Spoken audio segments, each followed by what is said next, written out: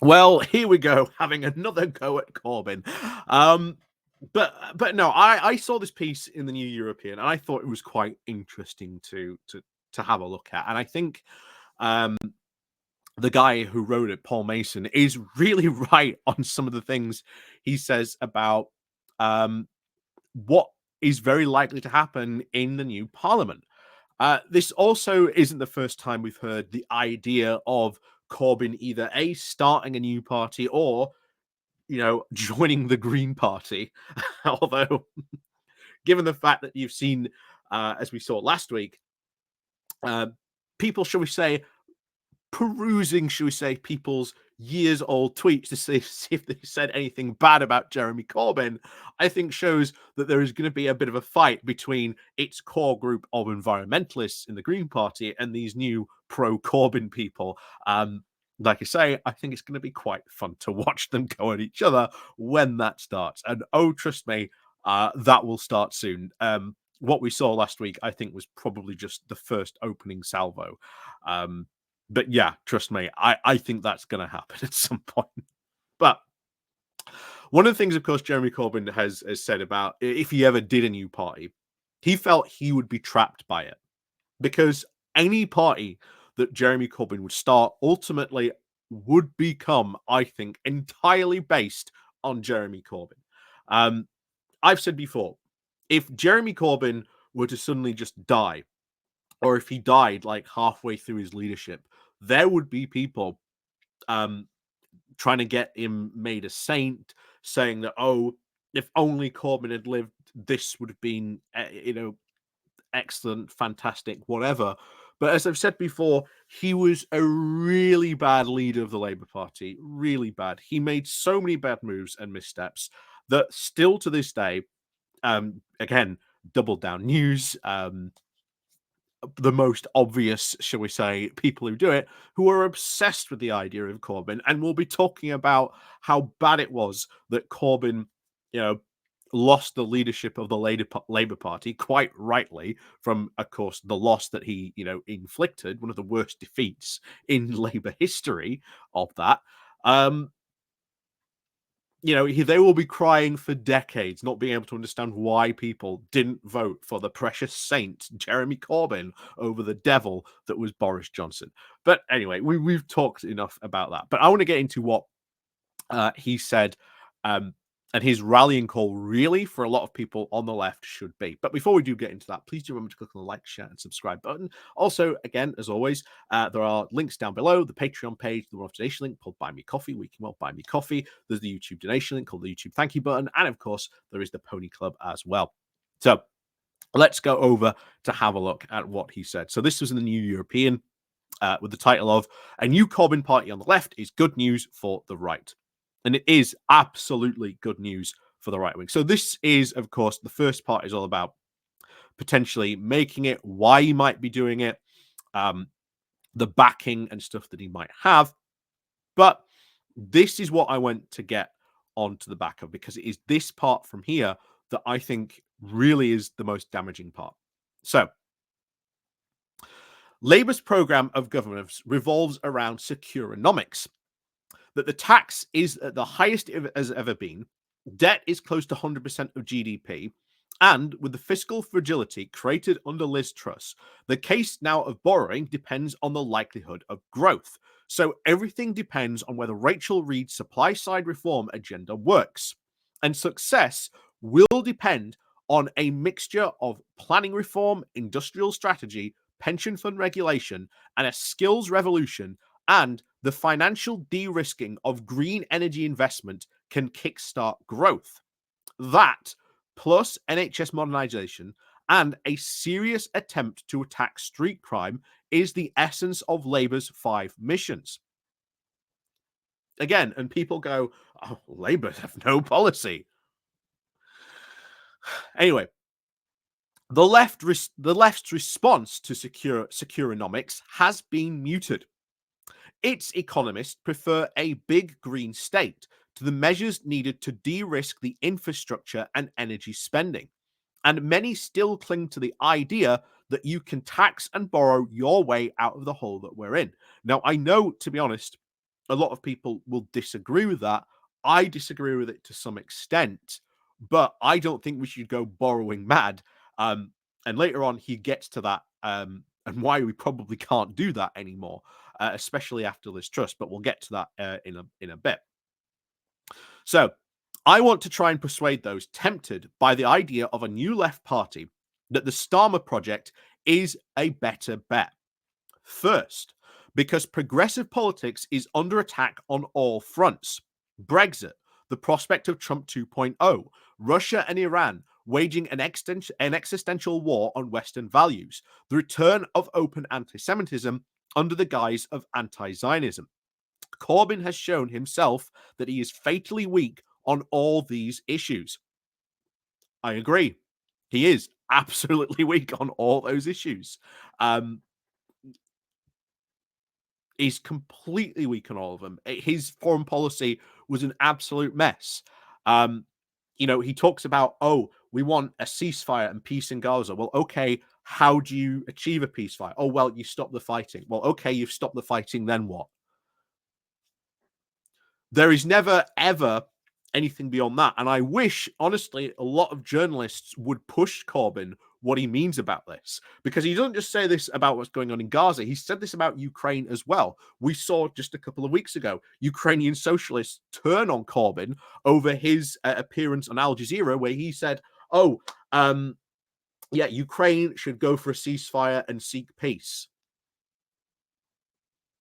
Well, how can you do that when we know what happened last time?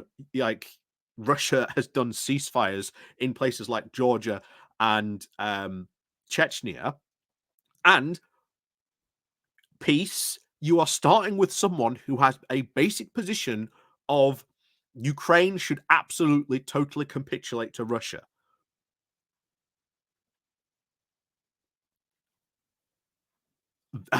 Again, these people do not understand. And I really do think that they are, even though they might be coming a place of really well meaning, the idea of a ceasefire and achieving peace, magic words. I really, honestly, that's how it does feel sometimes when I do see people talking about this stuff like that. So he continues. So around 80% of his voters in Islington North backed a second referendum. Corbyn opposed it for as long as he could, and he continues to associate with people calling for the destruction of Israel and with left activists who openly support Putin's war aims. He has waged a European-wide campaign to try and stop arms reaching Ukraine. He absolutely has been on platform and stage with people who have openly supported Putin's war aims. There was a meeting with the Just Stop War campaign where they had him on a couple of weeks, when it still, I think it was last year. And they had the guy from the Irish Parliament that we've talked about before. Yeah, and he's basically, yeah, you should just absolutely 100% capitulate. It's all NATO's fault. We should disband NATO. We should disband the alliance. Bear in mind, we've just had the announcement from Putin reaffirming Russian claims to places like Finland, parts of Scandinavia, the Baltic countries, Poland, Moldova, Romania. The list goes on. But yeah, sure, we can trust Putin to make a peace. Anyway, so this now is a crisis of democracy, and social democracy needs to draw a line between itself and those on the left who think it's cool to side with dictatorships. And fine, if you want a Leninist party, go ahead. But do not pretend that has any continuity with some of us who tried to achieve in Labour between 2015 and 2019. And I think that is really the key. That there are people who really just do want a Leninist party and are trying to say, oh, we're the true continuity of what Labour was trying to do between 2015 and 19. Because I'll tell you now, the people who put in all the hard work between those years, they're still in the Labour Party. They haven't left. And I don't know what else to say to them except that.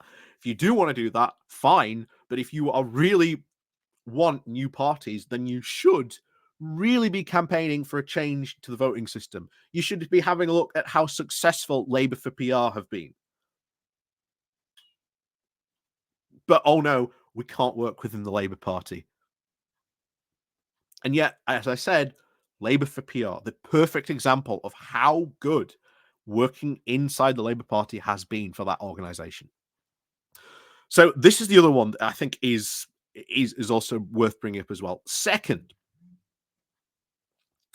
um, because second,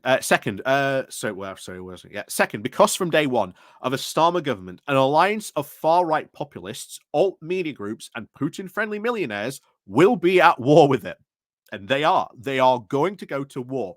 There is going to be so much anti-media stuff against Starmer from day one. And the problem is a lot of lefties are going to join in on that. And then it's going to be difficult to tell, is that person on the left or are they far right populists? Difficult to tell the difference. And they are already currently ramping up campaigns against abortion, refugee rights, and climate science. This will not be a rerun of Blairism, where business elites swung behind Cool Britannia 2.0, and the left will need to be actively and active to defend the agenda of a Labour government. And not just this, I think there is going to be a lot of spite politics. I really do. I think at the next general election, there will be people who proclaim that they are openly left, would never in a month of Sundays vote Conservative, but they might know that they're in a crucial area and they would gladly vote Conservative if they knew it would defeat the Labour government. I really do think there are going to be a fair number of people who go into the voting box and do that. I really do. I really do believe that. So, and this is the third one. So, third and most importantly, because the Securonomics agenda is right. If you think the markets treated Liz Truss harshly, wait until you see what they would do to a Labour government that tried to borrow its way to socialism. We need to urgently progress towards clean energy. We need to reindustrialize. We need to rearm to meet the Russian threat. There is a left-wing version of Securonomics that sees the state play more of a direct role, and it may be needed if capital is slow to respond to the de-risking strategy on offer. That is true. That is what worries me. That even though, the Securonomics plan is to sort of bring a bit of de-risk and get capital to sort of invest in this as well, that is going to be slow. There should be a more state intervention and looking at how the state can play a role in helping to bring about those investments and to bring in more private investment into these into these ventures. It's going to be hard, it's going to be difficult, but it's not beyond the realms of possibility. And I think the left can have a lot of influence and can have and really push for some progressive policies while we are there. There are a lot of progressive MPs still in the Labour Party. They're not going to go anywhere. We're probably going to elect even more during the upcoming election. But anyway, Starmer's project is the only rational way to stop a further lurch to the right in British politics and to address the continuous economic insecurity that working class people face. I want a left that is part of it, not an opposition to it. Yes, that is the call I would also echo as well. A left that is part of it, not just in opposition, because I will say this now. I'm not going to name any names, but I have seen a lot of YouTube leftists who, up until really a couple of months ago, were like, yes, we are for Labour. Labour is how we defeat the Tories. We've got to back Starmer. We've got to, get in, get the change, and get on with it. I've seen them. I know that they were like that. But then, all of a sudden, Starmer's a Tory. And they have slowly started now to become more and more anti-Labour, even though Starmer's not even in government yet. And I warn you now, make note of the people who were all of a sudden a couple of months ago very, very pro-Labour and who are now not. Because I will be honest with you, if I wanted to, if I wanted to make a lot more money out of my YouTube channel, I could just go completely anti-Starmer, anti-Labour. If I wanted to, I could make a lot more money. But I am too honest enough not to do that. That is not a position I want to take. Am I going to agree with everything that Starmer does in government? No. Because again, I will repeat, in politics, you do not get everything you want. You're never ever going to get 100% of everything you want. And there are some people who just can't accept that. And if we get Starmer and I get like 40% of what I want, that is going to be good. That is going to be great. Because I'll tell you what, we haven't got on the left anything from the Tories in the past, 15 years at this point. So why not have a Labour government where we can work with it, where we know that MPs are going to be very receptive to our progressive ideas and values and work with them, you know, campaign, get in there, rally them, whatever, and really get into them and affect change. There is a ton of groups out there that are in the Labour Party that you can join and be a part of to help affect that change. And I'm just going to say this again.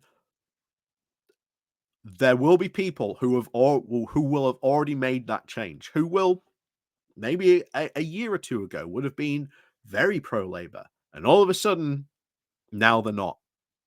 Be very wary of those people. Be very wary of those people indeed. Because, as was said there in that article, this is not going to be a rerun of Blairism. This is not going to be Cool Britannia 2.0. From day one, there is going to be right-wing media, right-wing populists, all against Starmer from day one. It's already, you can see it or in the newspapers. And we have to, as the left, be a part of a party that can affect change, that will bring change, and that we can be a part of rather than just being opposition to it. And I think that is far, far more productive. Far more productive than just, spending every video just going, well, guys, today Starmer's done shit. Look at me dance while I say how bad Labour are. And then you're going to get cases where this becomes a pipeline for people becoming more alt-right and joining those populists, those far-right populists. That's what it's going to become, because it's going to be very difficult to tell apart some of those people who are, anti-Labour and what they actually are. Are they left? Are they right? Going to be quite difficult. But pay attention. And if you don't believe me, look back from your some of your favorite YouTubers. Look at how they used to maybe talk about Labour about maybe two years ago or so now. Look how all of a sudden maybe they've started to change a bit. Just something for you to think about. But as always, thank you very much for watching. And of course, as always, we'll see you all next time.